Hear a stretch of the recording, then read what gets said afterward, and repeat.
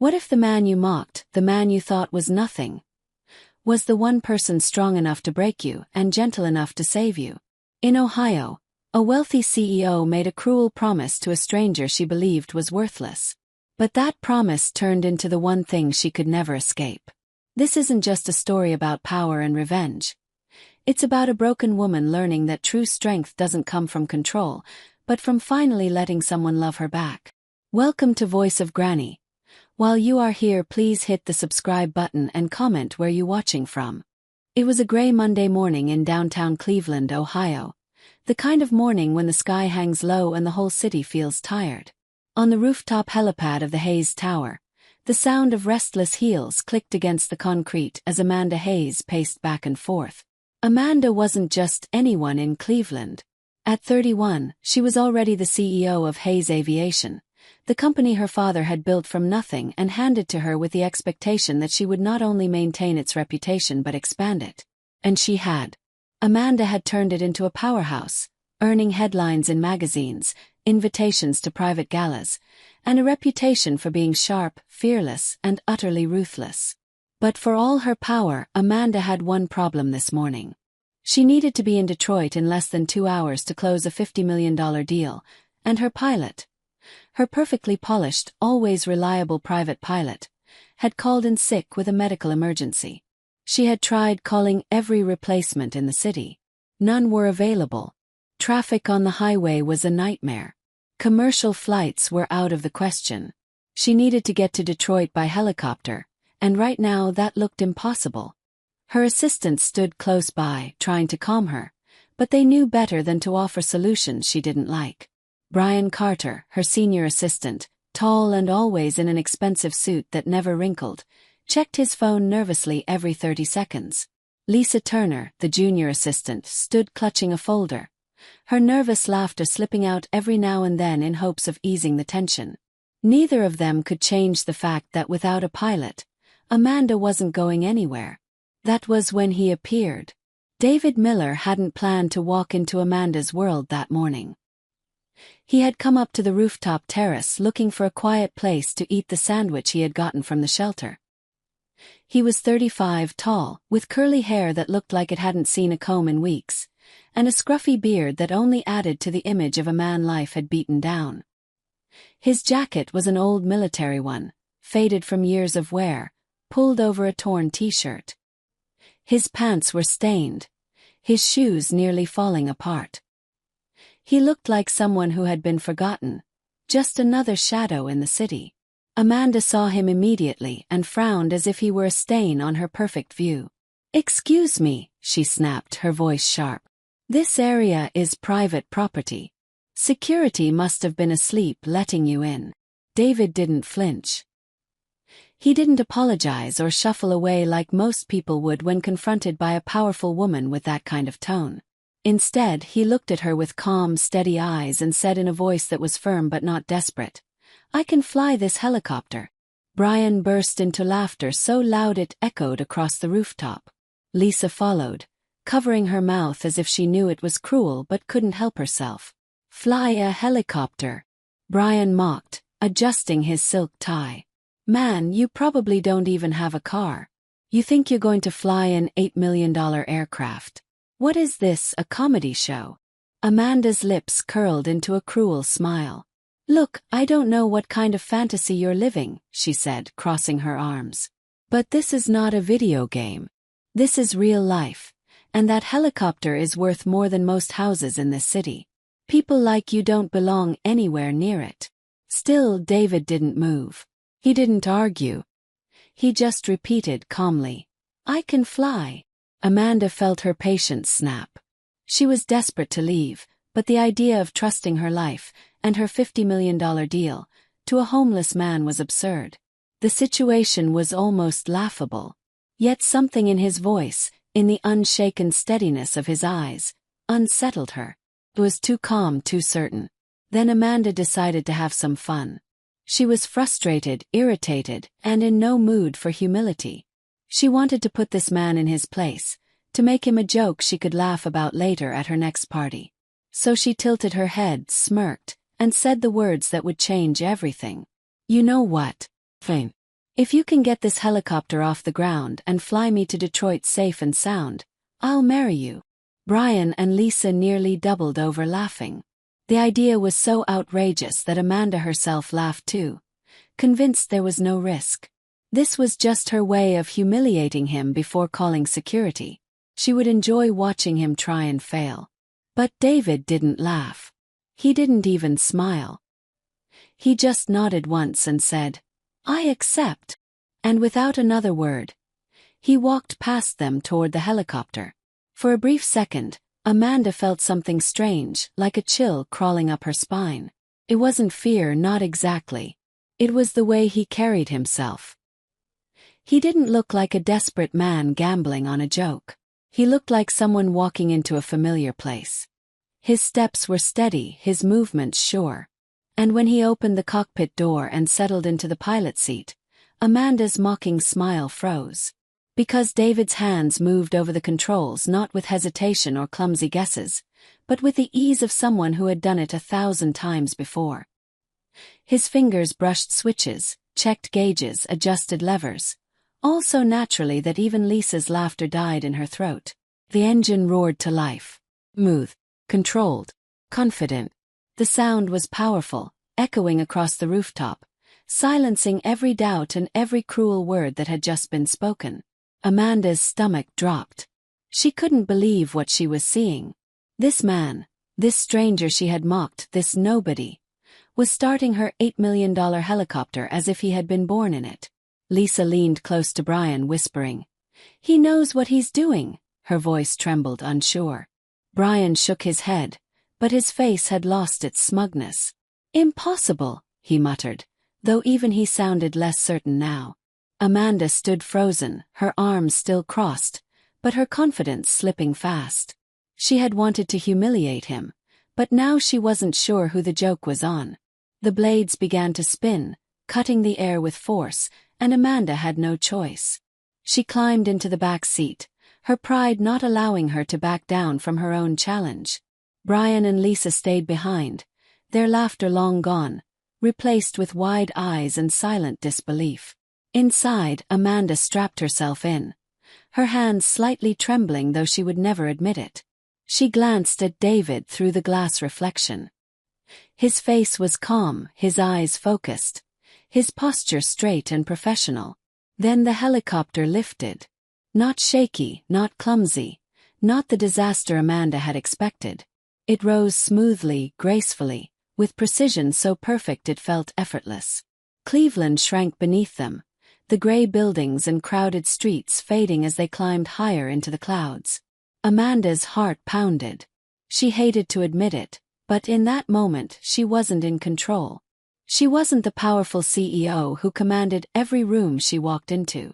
She was just a passenger, and the man she had mocked was the one holding her life in his steady hands. For the first time in years, Amanda Hayes felt small. And as the helicopter carried her across the Ohio sky toward Detroit, she couldn't shake the disturbing thought that maybe, just maybe, this man she had dismissed so quickly wasn't who she thought he was. Because people like him weren't supposed to know how to fly helicopters like this. People like him weren't supposed to unsettle her confidence. Yet here he was, doing both with an ease that left her speechless. The game she thought she was playing had just changed, and Amanda Hayes had no idea how dangerous it was about to become. The helicopter cut through the gray Ohio sky like a blade, leaving the restless city of Cleveland shrinking behind them. Amanda Hayes sat stiffly in the back seat, her perfectly tailored blazer pressed against the leather cushion, her manicured hands gripping the armrests tighter than she wanted to admit. She had never felt out of control before, not in her office, not in the boardroom, not in her father's shadow when she'd been forced to prove she was worthy of his legacy. Yet now, in this airborne metal bird that she had climbed into as a cruel joke, she was forced to surrender everything to a man she had mocked only minutes earlier. David Miller sat at the controls with the calm of someone who belonged there. His hands moved with assurance, his eyes fixed on the horizon, unbothered by the roar of the blades or the rush of wind. There was no arrogance in the way he flew, no desperate need to prove himself. He was just steady, confident, quiet. And for Amanda, That was even more unnerving than if he had turned around and gloated. Amanda cleared her throat, trying to break the silence. "So," she began, her voice colder than she intended, "where exactly did you learn to fly?" For a long moment, David didn't answer. The whir of the blades filled the space between them, along with the low hum of the instruments. Finally, without glancing back, he said, "The army." Amanda blinked. That wasn't the answer she'd expected. "The army," she repeated, trying to keep her tone dismissive. "What were you, some kind of mechanic?" David's lips twitched in what might have been the shadow of a smile, though his eyes never left the horizon. "No, I was a pilot. Black Hawks. Afghanistan, Iraq. Missions you'll never read about in the papers." The words hung heavy in the air, and Amanda found herself struggling for a reply. She had mocked him, called him a nobody, assumed he was just another desperate man off the streets. But now, as the ground stretched endlessly beneath them, she realized she hadn't been staring at a stranger's bluff. She had been staring at a soldier's truth. For the first time, Amanda looked at him differently. The scars near his temple, the tiredness in his eyes, the way his posture seemed both weary and unbreakable. It wasn't the look of a man beaten by life. It was the look of someone who had given too much of himself to a world that had forgotten him afterward. Still, Amanda wasn't ready to let go of her pride. "Well," she said, forcing a tight smile, "thank you for your service. But this doesn't change anything. You don't belong in my world." David's hands never wavered on the controls, but his voice carried a quiet edge. "Your world?" "Yes," Amanda replied sharply. "The world of people who work hard, who build something, who don't end up sleeping on benches and begging for scraps. You had your chance and you lost it. Don't think one helicopter ride changes that." For the first time, David turned his head slightly, just enough for Amanda to catch his profile in the reflection. His eyes were steady, not angry, but filled with something else, something Amanda couldn't name. "You think money is the only proof of hard work," he said softly. "You have no idea what real sacrifice looks like." The words pierced deeper than Amanda expected. She opened her mouth to fire back, but nothing came out. Instead, she turned her gaze to the window, watching the wide Ohio farmland stretch out like a patchwork quilt beneath them. Her chest tightened with something she hadn't felt in years, something dangerously close to shame. The flight continued in silence, each minute pressing down heavier than the last. Amanda's mind drifted back to her father. He had always told her that life was about control. Control your image, control your business, control the people around you. Never show weakness. Never surrender power. She had believed him, shaped herself into steel because of him. Yet here she was, thousands of feet in the air, with her life completely dependent on a man she had written off as worthless. The irony stung. After what felt like an eternity, David's voice cut through her thoughts. "We'll be in Detroit in 40 minutes. The weather's holding steady. You'll make your meeting." Amanda almost laughed, though it came out bitter. "You talk like this is just business as usual. As if I didn't drag you into this with a ridiculous promise." David's expression didn't change. "A promise is a promise." Amanda narrowed her eyes. "You can't be serious. That marriage thing, that was a joke. Nobody in their right mind would take it seriously." This time David did turn, just enough for his eyes to meet hers. And for the first time, Amanda felt a chill that had nothing to do with the altitude. "I don't joke about promises," he said simply. Amanda's breath caught in her throat. She wanted to laugh, to wave it off, to dismiss him as delusional. But the weight in his tone, the unshakable steadiness of his words, it scared her. Not because she thought he would hurt her, but because she suddenly wasn't sure what kind of man she was dealing with. The helicopter dipped slightly as David adjusted their course. Amanda's stomach flipped, and she clenched the armrest harder. For the first time, she wished she had never spoken those words on the rooftop. She had thought she was in control of the game. But as the farmland gave way to the sprawl of Michigan, she realized the game had shifted, and she no longer understood the rules. The rest of the flight passed in tense silence. Amanda couldn't bring herself to speak, and David didn't seem to feel the need. When at last the skyline of Detroit appeared in the distance, Amanda felt a flood of relief. Soon she would be back on solid ground, back in her world of contracts and boardrooms, where she could put this unsettling encounter behind her. The helicopter touched down with the same smoothness it had lifted, the skids kissing the landing pad as gently as a feather. David shut off the engine, and the roar faded into an almost eerie silence. Amanda wasted no time. She unbuckled her harness and pushed open the door, stepping out onto the pad with the determination of someone reclaiming her territory. She smoothed her blazer, lifted her chin, and told herself that this was over. But as she turned to leave, David's voice stopped her. "Amanda." She froze. He had never spoken her name until now. Slowly she turned back, and for a moment their eyes locked. "You made a promise," David said. His tone wasn't threatening, but it was unyielding, as if carved in stone. "Don't forget it." Amanda swallowed hard, her throat dry. She wanted to tell him it was all a joke, that she didn't owe him anything. But the words caught in her chest because deep down, she knew he wasn't the kind of man who would forget, or forgive, being dismissed so easily. Without another word, Amanda turned and walked away, her heels clicking against the concrete, each step echoing louder than the last. But even as she entered the glass tower where her meeting awaited, her thoughts stayed on the rooftop of Hayes Tower, on the flight across Ohio, and on the stranger who had somehow forced her to see herself in a mirror she didn't want to face. She had won the deal that day. Signed the papers, shook the hands, collected the praise. To everyone else it was a victory. But to Amanda it felt hollow. Because no matter how hard she tried, she couldn't shake the memory of David's calm voice, his steady hands, his piercing eyes.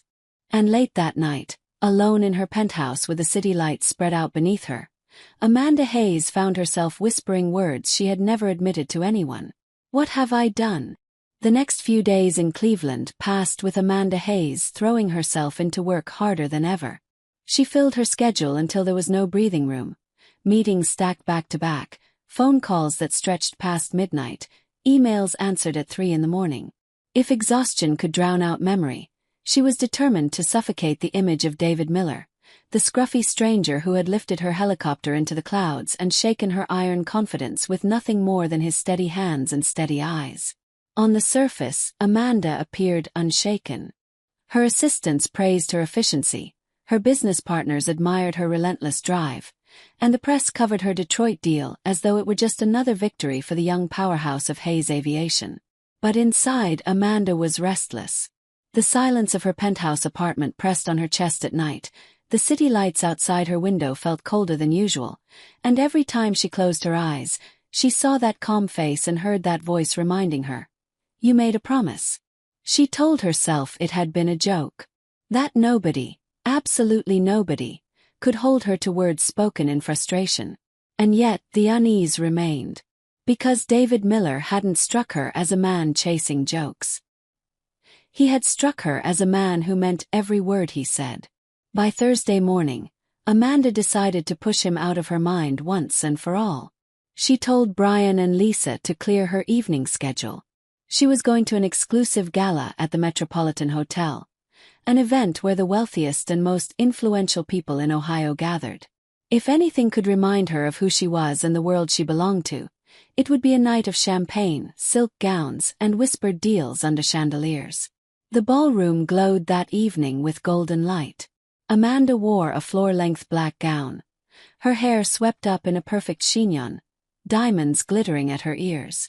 She looked every bit the woman who ruled her empire with an iron hand and untouchable grace. She laughed at the right moments, charmed potential investors, and let photographers capture her poised smile. For hours it worked. The unease faded, replaced by the sweet intoxication of power, until she saw him. It was near midnight, when the gala had thinned and the crowd had grown looser with drink. Amanda was standing with a glass of champagne when her gaze drifted across the room, and froze. David Miller stood near the far wall, wearing a simple gray suit that didn't quite fit him but was clean and pressed. His hair was combed back, his beard trimmed. He didn't approach anyone. He didn't mingle. He simply stood there watching. Amanda's heart lurched into her throat. For a moment, she thought she was imagining him. But then his eyes locked with hers across the room, steady and unflinching, and she knew he was real. She spun away, pressing her champagne glass to her lips, though her hand trembled slightly. What was he doing here? How could a man who had nothing, a man she had met on a rooftop like some ghost of the city, be standing in a ballroom reserved for the elite? Brian noticed her distraction and leaned close. "Everything all right, Amanda?" She forced a smile. "Of course. Just tired." But her mind wasn't tired. It was racing. She told herself not to look again. Not to give him the satisfaction. Yet moments later, her eyes betrayed her, and David was gone. The rest of the night passed in a blur. Amanda left earlier than usual, her composure cracking. Back in her penthouse, she pulled off her earrings and tossed them onto the marble counter, staring at her reflection in the mirror. Her face was flawless, her gown perfect. But her eyes looked haunted. The next morning, Amanda arrived at her office earlier than usual, determined to bury herself in work again. But when she stepped out of the elevator onto the executive floor, she stopped dead in her tracks. David was there. He was standing at the reception desk, speaking calmly to Lisa. He wore the same gray suit from the gala, his posture relaxed, his presence almost official. Lisa looked flustered, uncertain whether to ask security or offer him coffee. Amanda's voice cut through the air like glass. "What is he doing here?" Lisa jumped, stammering. He said he had an appointment." "I don't care what he said." Amanda strode forward, her heels striking the floor like gunfire. She stopped in front of David, her eyes flashing. "You don't belong here. Leave. Now." But David didn't flinch. He didn't argue. He simply looked at her with the same calmness that had haunted her since that rooftop. "You promised," he said softly, so only she could hear. Amanda's breath caught, and for a moment she hated herself for it. Because instead of dismissing him with the icy precision she was known for, she froze. His words, his presence, the unshakable steadiness. It was like standing at the edge of a cliff she didn't remember walking toward. She gathered herself, straightened her shoulders and hissed. "That was a joke. You don't mean anything to me. This is harassment, and if you don't leave, I'll have you arrested." David's eyes didn't waver. "I've faced worse than your threats, Amanda. You think prison scares me." The silence between them was sharp enough to cut. Lisa shifted nervously, glancing between them. Finally, Amanda snapped her fingers at security. 2 guards appeared almost instantly, moving toward David.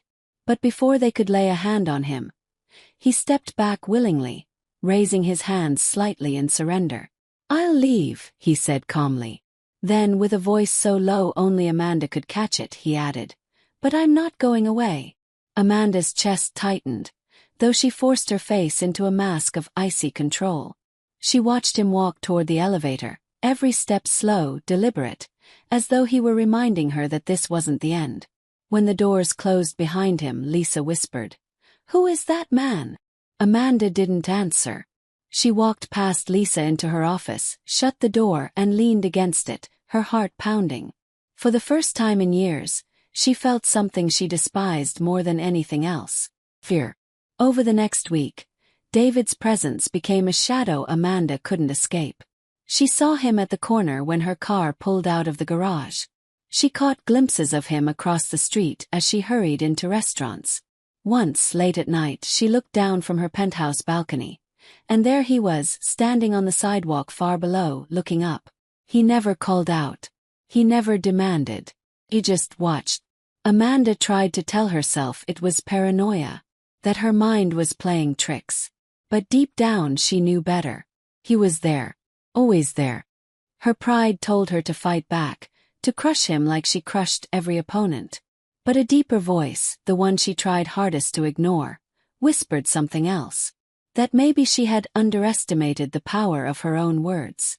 That maybe David Miller was a man who couldn't be dismissed, Because he was someone the world had already tried to dismiss and failed. The weight of it pressed heavier each day. Her work began to slip. Her sleep fractured. And in the quiet hours of the night, Amanda Hayes found herself asking questions she had never allowed before. Who was she, really, beneath the diamonds and the steel? And why did this man, the one she had mocked, the one she had tried to erase, feel like a mirror she couldn't stop looking into?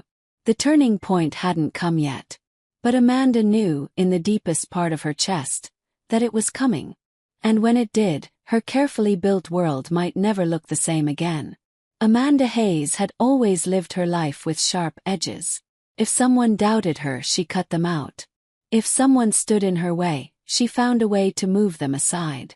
It was how she had survived in business, how she had climbed faster than anyone thought possible, and how she had learned to wear her father's name like armor.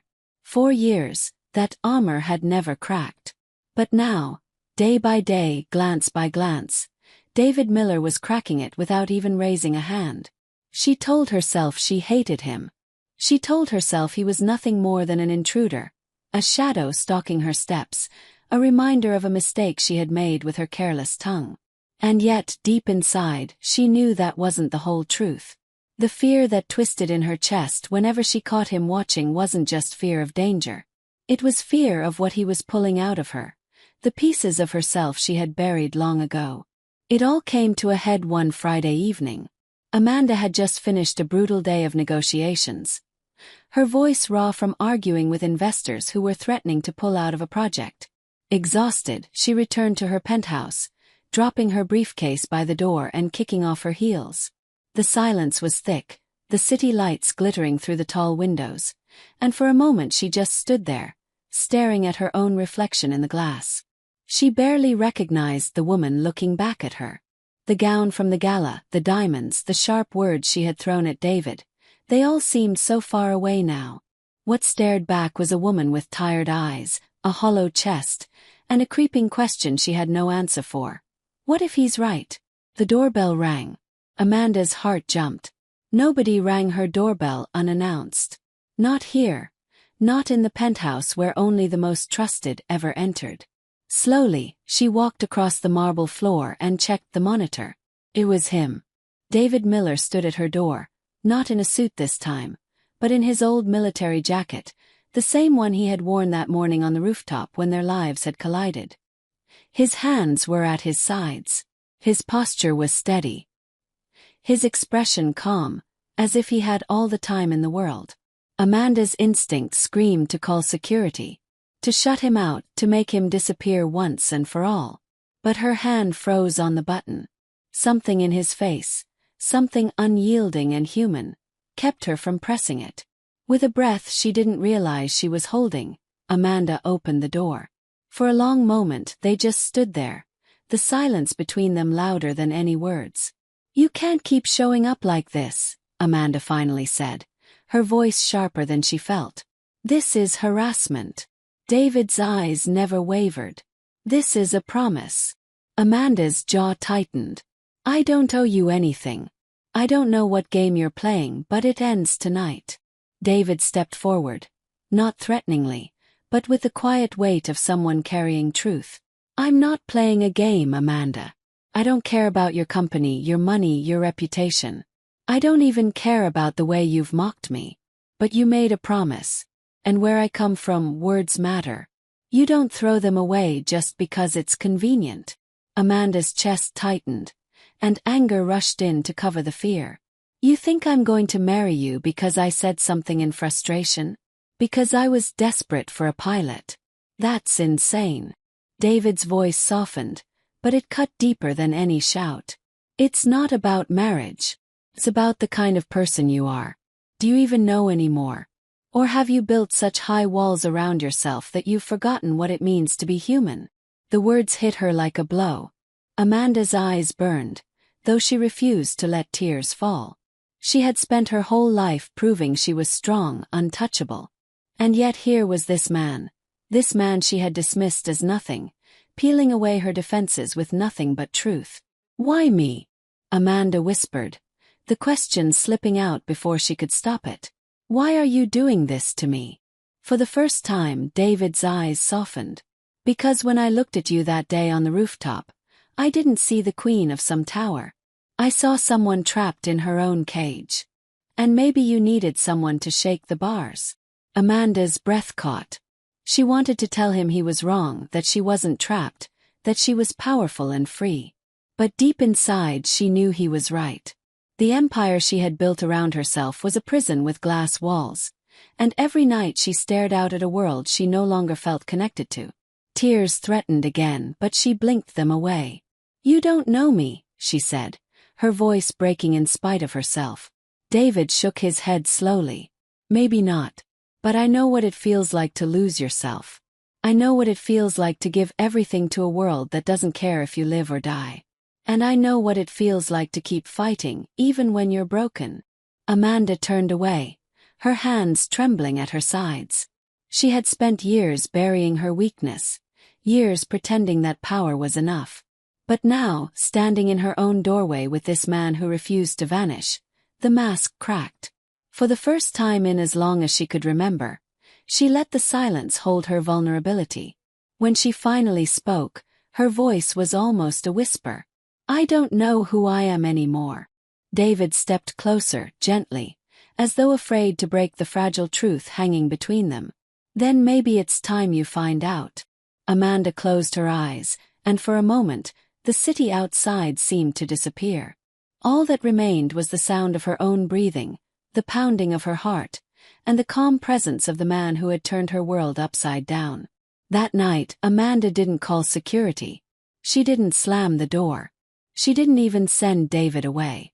Instead, she let him sit in her living room, his old jacket against her leather couch, while she poured 2 glasses of water and tried to remember the last time she had spoken to someone without hiding behind power or pride. They talked for hours. About the war. About the nights he couldn't sleep because of the things he had seen. About the friends he had lost and the world that had moved on without him. And Amanda, against every instinct she had, found herself talking too. About her father, about the pressure of carrying a legacy she never asked for, about the loneliness of being admired but never truly known. When the first light of dawn spilled across the city, Amanda realized she hadn't felt this human in years. And in that moment, she understood something terrifying and beautiful all at once. David Miller wasn't her enemy. He wasn't her shadow. He was the mirror she had been too afraid to face. The turning point had come, and Amanda Hayes knew her life would never be the same again. Amanda Hayes had always thought endings were something you controlled. You negotiated them, managed them, shaped them into what you wanted. In her world, you didn't wait for resolutions. You forced them.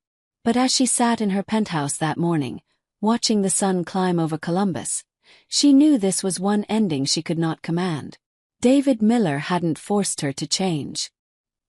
He hadn't begged, demanded, or threatened.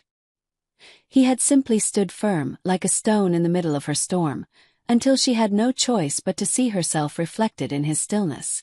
And now, for the first time in years, Amanda wasn't sure who she was supposed to be. The week after that long night together passed in a haze. She went to her office, held her meetings, made her speeches, but nothing felt the same. The walls of the boardroom no longer made her feel powerful. The glass towers no longer looked like monuments of triumph. They looked like cages she had built with her own hands. And everywhere she turned, she felt David's presence. Not in a suffocating way but in a grounding way. He wasn't chasing her anymore. He wasn't showing up unannounced or reminding her of the promise with sharp words. He didn't need to. His words had already sunk into her bones, and Amanda carried them like a hidden compass. "Do you even know who you are anymore?"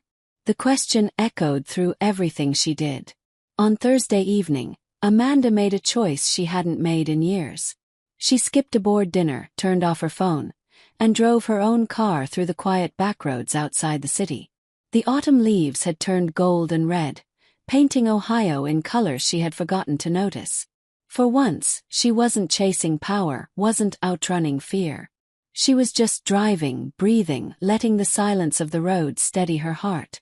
She found herself in a small town outside Columbus, One of those places with a diner that still smelled like bacon grease and coffee, and a church steeple that caught the evening light. On a whim, Amanda pulled into the diner's parking lot. When she walked inside, every head turned. Amanda Hayes, in her tailored coat and heels, looked like she belonged in a magazine, not among the farmers and truckers sharing pie at chipped tables. She almost turned around and left. But then she saw him. David was sitting at the counter, a cup of coffee in his hands, talking with the waitress like he'd been there all his life. Amanda froze in the doorway. It wasn't just the shock of seeing him here, in this place that felt worlds away from her own. It was the realization that he belonged here. He belonged anywhere. He carried himself the same whether in a boardroom, a battlefield, or a roadside diner. And Amanda, suddenly painfully, realized how little she belonged anywhere outside her towers. David looked up. Their eyes met. And in that moment, Amanda knew this wasn't an accident. This was where she was meant to be. She walked over slowly, every step echoing with a kind of courage she hadn't known she possessed. David didn't rise, didn't bow, didn't even smile. He just moved his cup aside, leaving space for her beside him. Amanda sat down. For a while they didn't speak. The waitress came by, poured Amanda a cup of coffee, and Amanda wrapped her hands around it like an anchor. The noise of the diner filled the silence, the clink of silverware, the murmur of conversation, the laughter of a child at the far table. It was so ordinary, so painfully simple, and yet Amanda felt like she had stepped into another world. Finally, David broke the silence. "You came." Amanda swallowed hard. "I don't even know why." David nodded, his eyes steady on hers. "That's the first honest thing you've said since we met." Amanda almost laughed, but the sound caught in her throat. She looked down at her coffee, steam curling upward, and whispered, "I don't know how to do this. I don't know how to be this person you see in me." David leaned closer, his voice low but unshakable. "You don't have to know. You just have to stop running." The words hit her like a hand on her shoulder, firm, grounding, impossible to ignore. For the rest of the evening they sat in that diner. Amanda didn't talk about mergers or markets. She talked about her mother, who had left when she was a child, and how she had always felt abandoned. She talked about the pressure of carrying her father's legacy, of being forced to become steel when she had once been soft. And she admitted, haltingly, painfully, that her sharpest words, her cruelest jabs, had always been shields to keep people from seeing the fear underneath. David listened. He didn't interrupt, didn't lecture. He just listened, the way a soldier listens when silence means survival. And for the first time in her life, Amanda felt what it meant to be heard. When the diner closed, they stepped outside together. The night air was crisp, the stars scattered across the dark Ohio sky. Amanda wrapped her coat tighter around herself, but for once she wasn't cold. They walked down the empty street in silence, their footsteps echoing on the pavement. Amanda found herself slowing, not because she was tired, but because she didn't want the night to end. Finally she stopped. David stopped with her. She turned to face him, her heart pounding in her chest. "I don't know what happens next," Amanda said, her voice trembling. "I don't know if I can keep this promise the way you think I should. But I know this." Her breath hitched, and for a moment she had to close her eyes. "I don't want to keep living like I have been. Not if it means losing this." David's gaze softened, and for the first time, a faint smile touched his lips. "Then don't." The simplicity of it broke her. Tears spilled down her cheeks, hot against the cold night air. And when David reached out, just a hand, nothing more, Amanda didn't pull away. She took it. For a long time they stood there, not as a CEO and a soldier, not as a woman of steel and a man of unyielding promise, but simply as two people who had finally stopped running. The promise, once a weapon Amanda had wielded in mockery, had become something else entirely. It wasn't about marriage or power or obligation. It was about truth. About becoming the kind of person who could live without hiding. About finding strength not in armor, but in vulnerability. Weeks later, when people in Columbus whispered about Amanda Hayes changing, about the way she no longer walked with icy pride but with a quiet steadiness, nobody knew the real reason. Nobody knew about the nights she spent in small-town diners, or the drives through autumn roads, or the man who had refused to let her forget what it meant to be human. But Amanda knew. And as the first snow of winter fell over Ohio, she stood beside David Miller. Not because she had to, not because she was trapped by a careless promise, but because she wanted to. For the first time in her life, Amanda Hayes was free.